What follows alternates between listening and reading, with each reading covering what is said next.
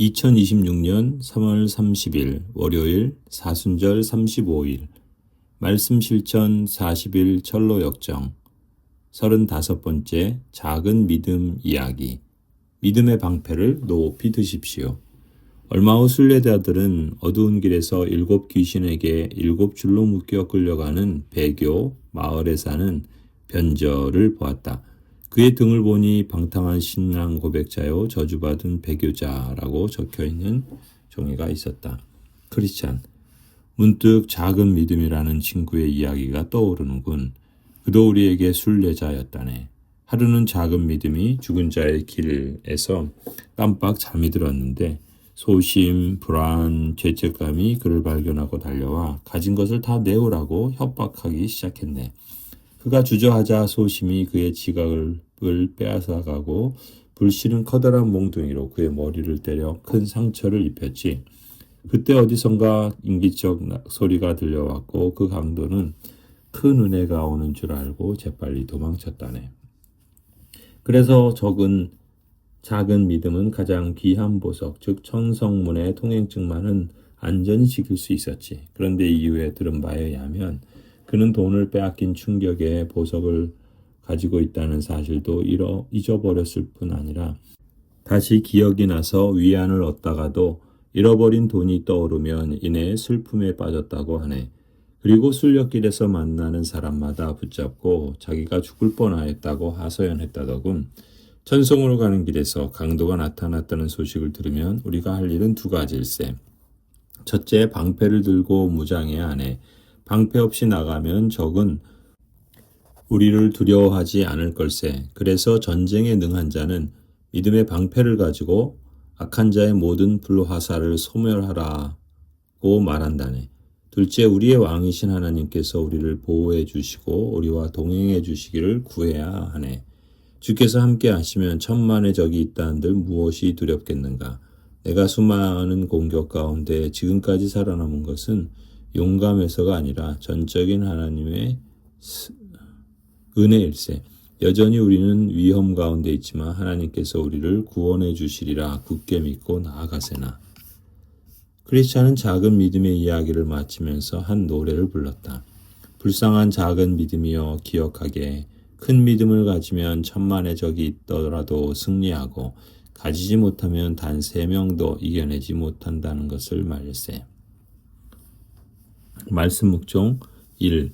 과거의 상처와 실족한 일에 묶여 헛된 시간을 보내고 있진 않은지 돌아보세요. 당신은 이미 빼앗긴 것과 여전히 남아있는 것 중 어디에 초점을 맞추고 있나요? 주님의 크신 은혜로 당신에게 여전히 남아있는 것들을 헤아려 보세요. 2. 당신의 믿음의 방패를 점검해 보세요.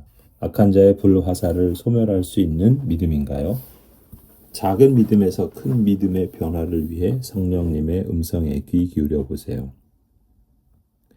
기도 실천 40일 무릎으로 사는 그리스도인 35번째 기도의 장애물 비판하는 자아입니다.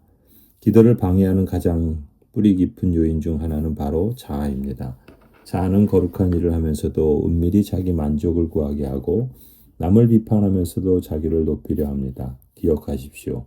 예수 그리스도를 닮아갈수록 우리 삶에 타인을 심판하는 소음은 사라질 수밖에 없습니다.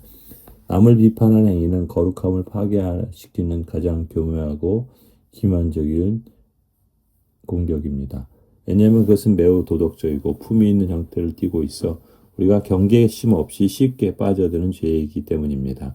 우리가 누군가의 평판을 깎아내리거나 은연중에 비난할 때 우리의 영적 기쁨과 기도의 능력은 소멸되고 맙니다. 예수님은 죄인들에게 비방을 당하셨으나 결코 맞서 비난하지 않으셨습니다. 주님의 사랑으로 충만한 사람은 타인의 허물을 발견했을 때 그것을 퍼뜨리는 대신 기도의 골방으로 가져가 하나님의 은총을, 하나님의 긍휼을 구합니다. 만약 누군가에 대한 쓴뿌리나 날카로운 비판의 마음이 당신을 사로잡고 있다면 기도를 잠시 멈추고 자신을 먼저 살피십시오. 사랑은 오래 참고 온유하며 시기하지 아니한다는 말씀 앞에 교만한 자를 굴복시킬 때 비판의 도끼로 봉쇄되었던 하늘문이 다시 열리게 될 것입니다. 비판은 타인을 향한 칼날처럼 보이지만 사실은 내 영혼을 타고 흐르며 기도의 생명력을 마비시키는 치명적인 독소와 같습니다. 이 독소를 해독하는 유일한 길은 우리가 심판자의 자리를 주님께 내어드리고 긍휼의 마음을 품는 것입니다. 우리가 비판의 칼날을 내려놓고 긍휼의 시선을 회복할 때 성령의 역사가 우리 안에서 자유롭게 흐르기 시작할 것입니다. 이제 타인의 허물을 헤집는 날카로운 시선을 거두고 그 메마른 자리에 주님의 눈물을 채우십시오. 우리가 비판을 멈추고 사랑을 선택할 때 우리의 기도는 자기 만족의 늪을 벗어나 하늘 보좌에 닿는 순전한 향기가 될 것입니다. 나를 낮추고 오직 주만 높이는 겸손한 물음만이 사탄의 공격을 이기고 응답의 문을 열 것입니다. 침묵정진 1. 기도의 자리에서 성령 하나님을 제안하고 응답의 문을 가로막고 있는 당신 안의 부정적인 성품은 무엇인지 정직하게 마주해 보세요. 2. 역사하는 힘이 큰 믿음의 기도를 회복하기 위해 당신이 오늘 기도의 골방에서 단호히 버려야 할 성품은 무엇이고 채워야 할 거룩한 성품은 무엇인가요?